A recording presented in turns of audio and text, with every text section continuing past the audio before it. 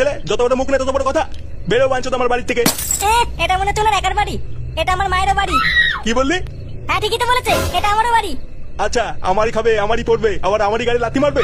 না না, কাল থেকে তোর ঘরে বসে বসে গেলা বন্ধ করছি। হ্যাঁ হ্যাঁ, বাল ছিড়বা তুমি।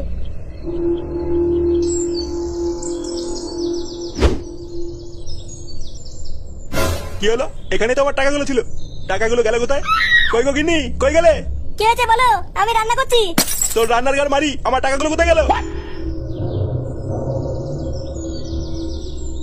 কিসের টাকা? কিছু টাকা মানে? আমি এখানে জল জানতো 1000 টাকা লেগে বাথরুমে গেলাম, আর এইটুকু সময়ের মধ্যে কি টাকাটা গাড়ির ভিতরে ঢুকে গেল? আমি জানি না, আমি তো রান্না করছিলাম। আজ রান্না গাড়ির ভিতরে ঢুকাবো। ফুটে কোথায়? ফুটে রাখো। ফুটো, ফুটো। চোরে বাচ্চা, তুই আমার টেবিল থেকে টাকা নিয়েছিস? আমি কেন তোমার টাকা নিতে যাবো? তোমার টাকা তুমি জানো। আমি জানি মানে? জল জানতো টাকাটা এখানে রেখেছিলাম। আমি জানি না, আমি কোনো টাকা মাকা নেইনি। বাবা, আমি ক্লাবে গেলাম।